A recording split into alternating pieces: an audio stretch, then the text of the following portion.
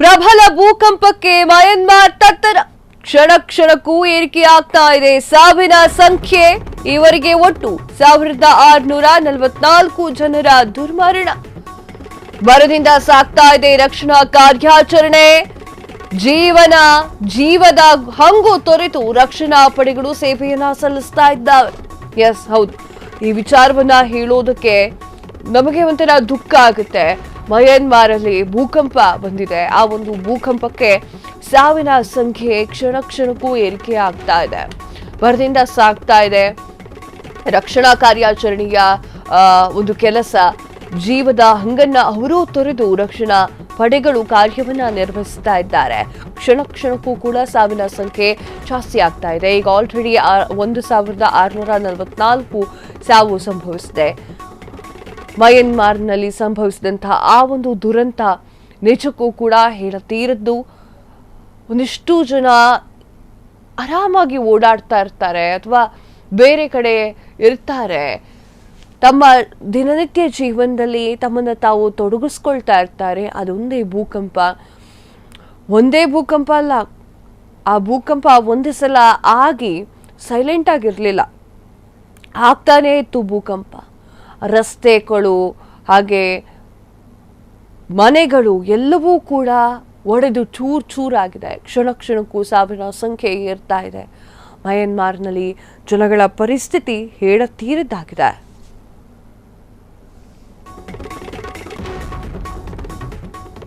ಸಂಕಷ್ಟದಲ್ಲಿರುವ ಮಯನ್ಮಾರ್ಗೆ ಭಾರತದ ನೆರವಿನ ಹಸ್ತ ರಕ್ಷಣಾ ಕಾರ್ಯಾಚರಣೆ ತೀವ್ರಗೊಳಿಸಿದಂತಹ ಭಾರತ 2 ನೌಕಾ ಹಡಗುಗಳ ಮೂಲಕ ಕಾರ್ಯಾಚರಣೆ ಏರ್ ಲಿಫ್ಟ್ ಮಾಡಲು ಫೀಲ್ಡ್ ಆಸ್ಪತ್ರೆಯ ವ್ಯವಸ್ಥೆ ಕೂಡ ಮಾಡಿಕೊಟ್ಟಿದೆ ಭಾರತದಿಂದ ಪರಿಹಾರ ಸಾಮಗ್ರಿಗಳ ವಿತರಣೆ ಪ್ರಧಾನಿ ನರೇಂದ್ರ ಮೋದಿ ಘೋಷಣೆಯ ಬೆನ್ನಲ್ಲೇ ಪರಿಹಾರ ವಿಶೇಷ ವಿಮಾನದಲ್ಲಿ ಪರಿಹಾರ ಸಾಮಗ್ರಿಗಳ ರವಾನೆ ಮಯನ್ಮಾರ್ ಯಾಂಖಾನ್ ನಗರ ತಲುಪಿದ್ದಂತಹ ವಿಮಾನ ವಿದೇಶಾಂಗ ವ್ಯವಹಾರಗಳ ಸಚಿವಾಲಯದಿಂದ ಮಾಹಿತಿ ಎಸ್ ಮಯನ್ಮಾರ್ ಈಗಿರುವಂತಹ ಸ್ಥಿತಿ ನೋಡಿ ಭಾರತ ಕೂಡ ಮರಗಿದೆ ಭಾರತವು ಕೂಡ ನೆರವಿನ ಹಸ್ತವನ್ನ ಚಾಚಿದೆ ಸಂಕಷ್ಟದಲ್ಲಿರುವಂತಹ ಮಯನ್ಮಾರ್ಗೆ ಭಾರತ ನೆರವಿನ ಹಸ್ತವನ್ನ ಚಾಚಿದೆ ರಕ್ಷಣಾ ಕಾರ್ಯಾಚರಣೆ ತೀವ್ರಗೊಳಿಸಿದಂತಹ ಭಾರತವೂ ಕೂಡ ಸಪೋರ್ಟ್ ಮಾಡ್ತಾ ಇದೆ ನಿಮ್ ಜೊತೆಗೆ ನಾವಿದ್ದೀವಿ ಅಂತ ಹೇಳಿ ಮಯನ್ಮಾರ್ಗೆ ಸಮಾಧಾನ ಮಾಡ್ತಾ ಇದ್ದಾರೆ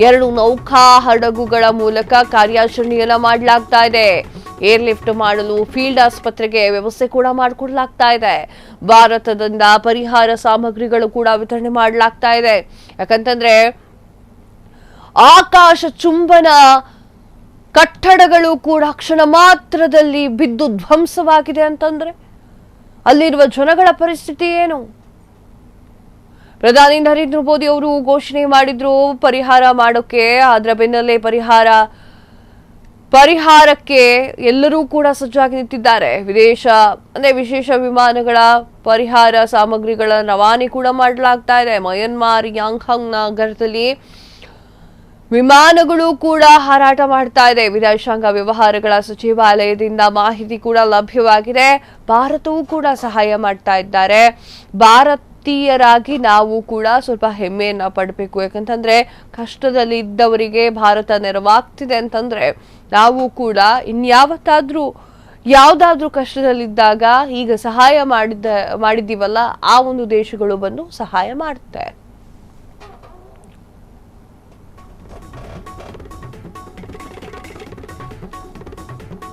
15 ಟನ್ ಪರಿಹಾರ ಸಾಮಗ್ರಿಗಳ ರವಾನೆ C-130 ಜೆ ವಿಮಾನ ಮೂಲಕ ಸಾಮಗ್ರಿ ರವಾನೆ ಟೆಂಟ್ಗಳು ಬ್ಲಾಂಕೆಟ್ಗಳು ಬ್ಯಾಗ್ಗಳು ಫುಡ್ ಪ್ಯಾಕೆಟ್ಗಳು ಹೈಜೀನ್ ಕಿಟ್ಗಳು ಜನರೇಟರ್ಗಳು ಹಾಗೂ ಅಗತ್ಯ ಔಷಧಿಗಳ ರವಾನೆ ಮಾಡಲಾಗಿದೆ ಎಸ್ ಹೌದು ಯಾವುದು ಅಂತಂದ್ರೆ ಅವರಿಗೆ ಅಗತ್ಯವಿರುವಂತಹ ವಸ್ತು ಮಯನ್ಮಾರ್ ಜನಗಳಿಗೆ ಈಗ ಮನೆ ಕಳ್ಕೊಂಡಿದ್ದಾರಲ್ಲ ಅವರಿಗೆ ಅಗತ್ಯವಿರುವ ವಸ್ತು ಯಾವುದು ಬ್ಲಾಂಕೆಟ್ ಅಗತ್ಯವಿರುತ್ತೆ ಸೊ ಅದನ್ನ C-130 ಜೆ ವಿಮಾನದ ಮೂಲಕ ಆ ಒಂದಿಷ್ಟು ಸಾಮಗ್ರಿಗಳನ್ನ ಅಲ್ಲಿ ತೆಗೆದುಕೊಂಡು ಹೋಗುವಂತಹ ಕೆಲಸ ಮಾಡಿದೆ ಭಾರತ ಟೆಂಟ್ಗಳು ಆಲ್ಟರ್ನೇಟಿವ್ ಇವಾಗ ಬೇಕಲ್ವಾ ಈಗ ಸದ್ಯದ ಪರಿಸ್ಥಿತಿಗೆ ಅರ್ಜೆನ್ಸಿಗೆ ಬೇಕಲ್ವಾ, ಟೆಂಟ್ಗಳನ್ನ ಕೂಡ ಭಾರತದಿಂದ ತೆಗೆದು ಕೊಡಲಾಗ್ತಾ ಇದೆ. ಬ್ಯಾಗ್ಗಳು, ಆಮೇಲೆ ಫುಡ್ ಪ್ಯಾಕೆಟ್ಗಳು, ಹೈಜೀನ್ ಕಿಟ್ಗಳು, ಯಾರೋ ಚಿಕ್ಕ ಪುಟ್ಟ ಗಾಯಗಳಾಗಿರುತ್ತೆ ಆ ಕಿಟ್ಗಳು ಅವರಿಗೆ ಹೆಲ್ಪ್ ಆಗುತ್ತೆ. ಜನರೇಟರ್ಗಳು, ಕರೆಂಟ್ ಇರೋದಿಲ್ಲ ಆ ಒಂದು ಕಾರಣಕ್ಕಾಗಿ ಇದೆಲ್ಲವೂ ಕೂಡ ಹೆಲ್ಪ್ ಆಗುತ್ತೆ. ಟೆಂಟ್ಗಳಾಗಿರ್ಬೋದು ಎಲ್ಲವೂ ಕೂಡ ಭಾರತ ಹೆಲ್ಪ್ ಮಾಡ್ತಾ ಇರೋದು ನಿಜಕ್ಕೂ ಕೂಡ ಖುಷಿ ತಂದಿದೆ. ಒಂದು ಭಾರತೀಯರಾಗಿ ನಾವು ಹೆಮ್ಮೆ ಪಡಬೇಕು. ಕಾರಣ ಇಷ್ಟೇ, ಯಾಕಂತಂದ್ರೆ ನಮಗೆ ಏನು ಇಷ್ಟ ಆಗುತ್ತೋ ಅಥವಾ ನಮಗೆ ಏನು ಕಷ್ಟ ಆಗುತ್ತೋ ಆಗ ಎಲ್ಲಾ ದೇಶಗಳು ಕೂಡ ಬಂದು ಹೆಲ್ಪ್ ಮಾಡ್ತಾರೆ ಎನ್ನುವಂತಹ ಒಂದು ಮನೋಭಾವದಿಂದ ನಾವು ಹೆಲ್ಪ್ ಮಾಡಬೇಕು, ಹಾಗೆ ನಾವು ಖುಷಿ ಪಡಬೇಕು ಭಾರತೀಯರಾಗಿದ್ದಕ್ಕೆ.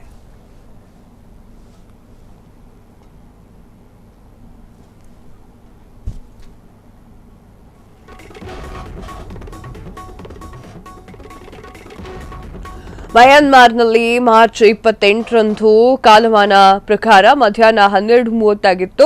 ಆಗ ಘೋರ ಭೂಕಂಪ ಸಂಭವಿಸಿದೆ. ನೂರಾರು ಜನರು ಅಸುನೀಗಿ, ಸಾವಿರಾರು ಜನರಿಗೆ ಗಾಯ ಆಗಿತ್ತು. ಮಾರ್ಚ್ 28ರ ಮಧ್ಯರಾತ್ರಿಯಲ್ಲಿ ಮತ್ತೊಂದು ಪ್ರಬಲ ಭೂಕಂಪ ಸಂಭವಿಸುತ್ತೆ. ರಿಕ್ಟರ್ ಮಾಪನದಲ್ಲಿ ಅದರ ತೀವ್ರತೆಯನ್ನ ನೋಡಿದಾಗ 4.4ರಷ್ಟು ಇದೆ ಅಂತ ಹೇಳಿದ್ದಾರೆ. ಇವೆರಡೂ ಕಂಪನದ ಹೊರತಾಗಿಯೂ ಕೂಡ ಅಲ್ಲಿನ ಭೂಮಿ ಪದೇ ಪದೇ ಕಂಪಿಸ್ತಾ ಇರುತ್ತೆ. ಒಟ್ಟಾರೆಯಾಗಿ ಹೇಳಬೇಕು ಅಂತಂದ್ರೆ ಮೊದಲ ಭೂಕಂಪ ಸಂಭವಿಸಿದ ನಂತರ ಮಾರ್ಚ್ 29ರ ಬೆಳ್ಳಂಬೆಳಿಗ್ಗೆ ಹೊತ್ತಿಗೆ ಸುಮಾರು 6 ಗಂಟೆ ಬಾರಿ ಭೂಮಿ ಕಂಪಿಸಿದೆ ಅಂತ ಹೇಳಲಾಗ್ತಾ ಇದೆ. ಇಲ್ಲಿವರೆಗೂ ಕೂಡ ಎಲ್ರಿಗೂ ಹೆಲ್ಪ್ ಮಾಡ್ತಾ ಇದ್ರು. ಹಾಗೆ ಯಾರ್ಯಾರು ಅಲ್ಲಿ ಸಿಕ್ಕಾಕೊಂಡಿದ್ದಾರಲ್ವಾ, ಗಾಯಾಳುಗಳಿರ್ತಾರಲ್ಲ, ಅವ್ರನ್ನ ರಕ್ಷಣಾ ಸೇನೆ ರಕ್ಷಣೆಯನ್ನ ಮಾಡತೊಡಗಿದೆ. ಮಯನ್ಮಾರ್ನಲ್ಲಿ ಅಲ್ಲಿನ ಸ್ಥಳೀಯ ಕಾಲಮಾನ ಮಧ್ಯಾಹ್ನ 12:30ರ ಸರಿಸುಮಾರಿಗೆ ದೊಡ್ಡ ಪ್ರಮಾಣದ ಭೂಕಂಪ ಸಂಭವಿಸಿತ್ತು. ಇದರ ಬೆನ್ನಲ್ಲೇ ಮಧ್ಯರಾತ್ರಿ ಮತ್ತೆ ಅಲ್ಲಿ ಭೂಮಿ ಕಂಪಿಸಿದೆ. ರಿಕ್ಟರ್ ಮಾಪನದಲ್ಲಿ 4.4 ತೀವ್ರತೆ ಎಷ್ಟು ಇದೆ ಅಂತ ಹೇಳಿ ತಜ್ಞರು ತಿಳಿಸಿದ್ದಾರೆ.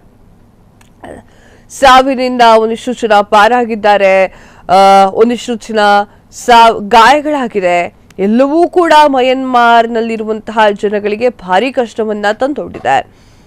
ಮಯನ್ಮಾರ್ ಸಂಭವಿಸಿದಂತಹ ಪ್ರಬಲ ಭೂಕಂಪದ ನಂತರ ಮಯನ್ಮಾರ್ ಮಿಲಿಟರಿ ಸರ್ಕಾರದ ಮುಖ್ಯಸ್ಥರು 144 ಜನರು ಪ್ರಾಣವನ್ನ ಕಳೆದುಕೊಂಡಿದ್ದಾರೆ ಮತ್ತು 730 ಜನರು ಗಾಯಗೊಂಡಿದ್ದಾರೆ ಅಂತ ಖಚಿತಪಡಿಸಿತ್ತು. ಆದ್ರೆ ಅದು ಈಗ 1468ಕ್ಕೆ ಬಂದು ನಿಂತಿದೆ. ಅತ್ಯಂತ ಹೆಚ್ಚು ಹಾನಿಯೊಳಗಾಗಿರುವಂತಹ ಪ್ರದೇಶದಲ್ಲಿ ರಕ್ತದ ಬೇಡಿಕೆ ತುಂಬಾ ಹೆಚ್ಚಿದೆ ಅಂತ ಮಯನ್ಮಾರ್ ಸರ್ಕಾರ ಹೇಳಿಕೊಂಡಿದೆ.